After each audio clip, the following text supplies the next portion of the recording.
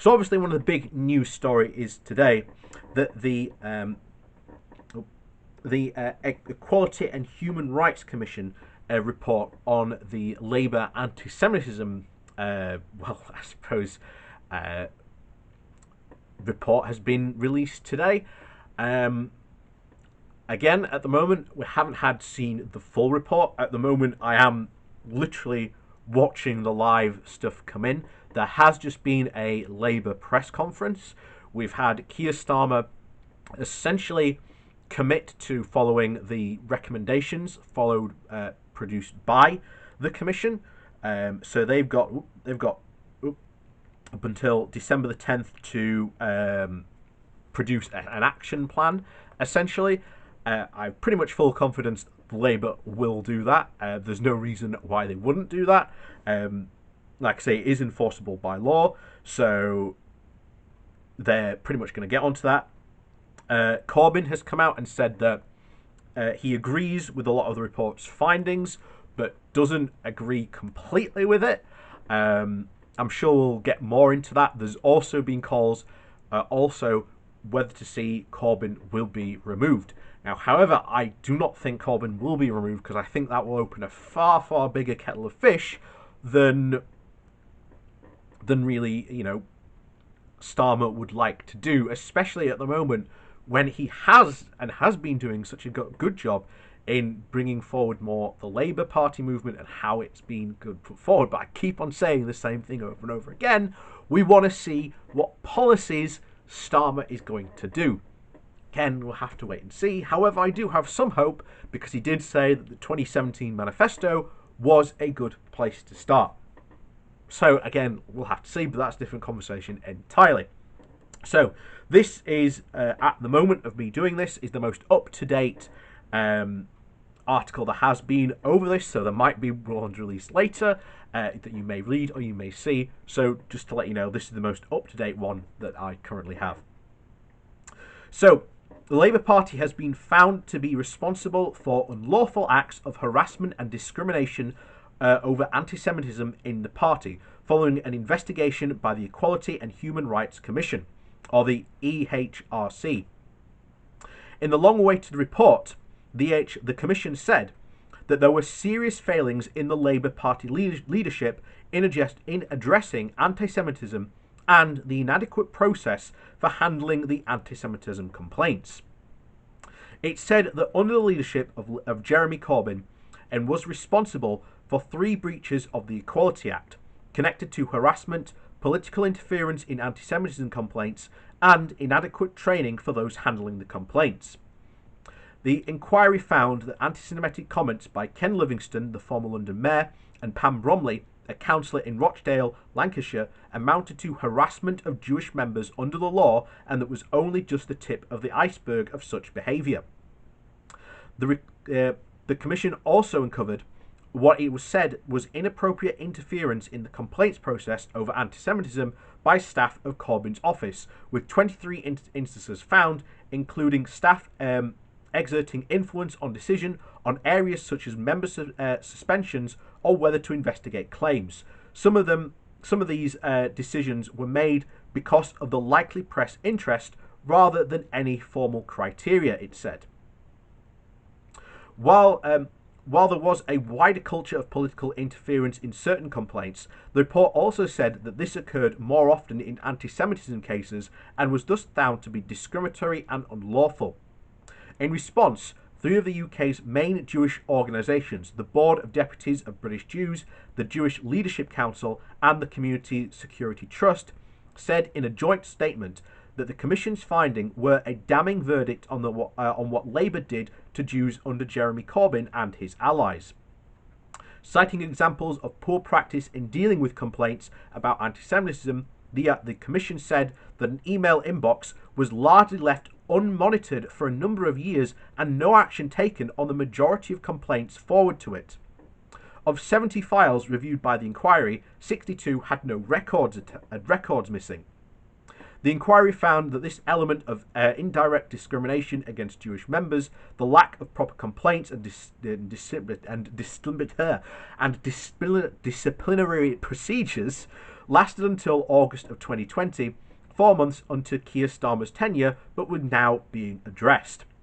The report details comments by Livingston and Bromley that said its announcement to unlawful was amount to unlawful harassment because they were found to have anti-Semitic themes or suggested complaints about anti-Semitism were faked or just smears.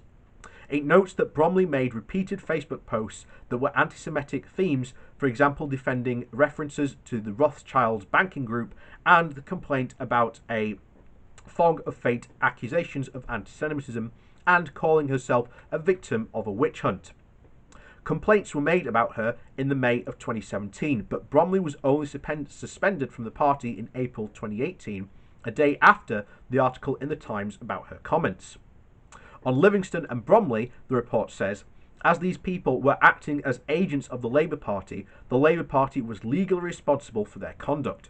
In each case, the Commission considered the perception of those altered by the conduct, and the Labour Party members told the Commission that the comments contributed to a hostile environment for Jewish and non-Jewish members.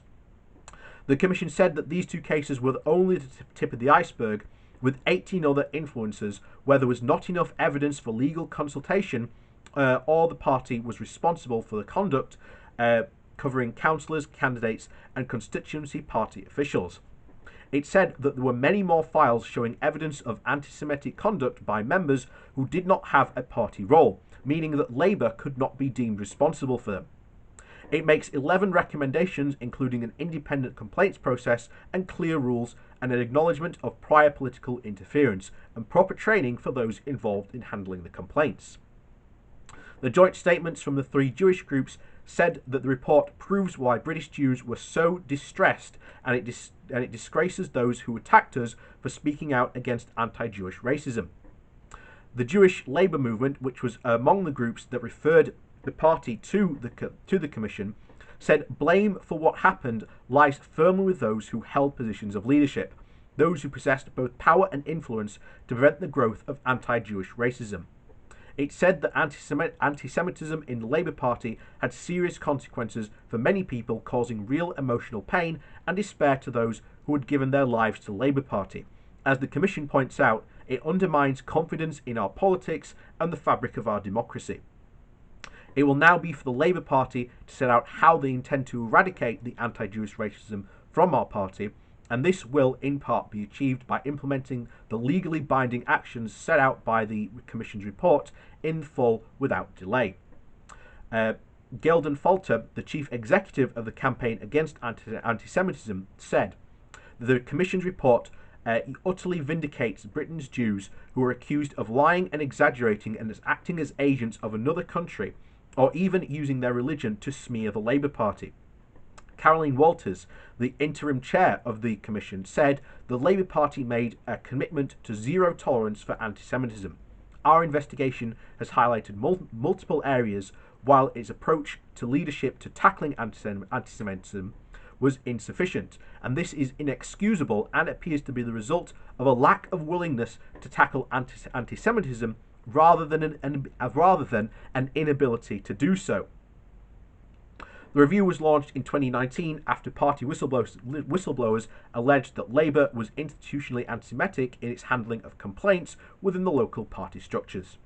So essentially what this report really has found out was that mainly it seems to be the structure of the reporting, how that has happened. So I'm at least glad that has been highlighted, and of course Labour will now actually have to act and do something about it.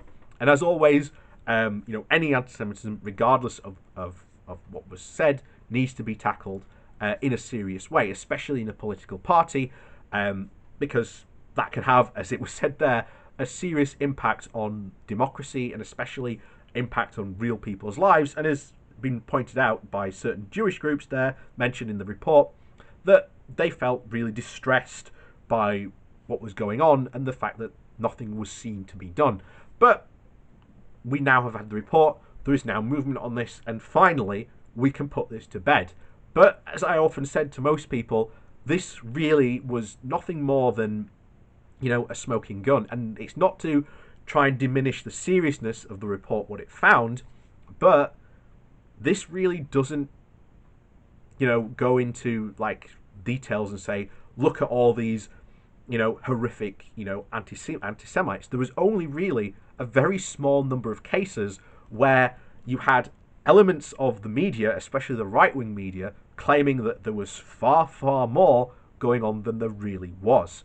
So, in a way, good. I'm glad the report's out, and I'm indeed glad that we can, finally move on from this and at least learn from these mistakes and move on, so that everyone can be involved once again in the Labour Party, and that we can move forward to building a better left society.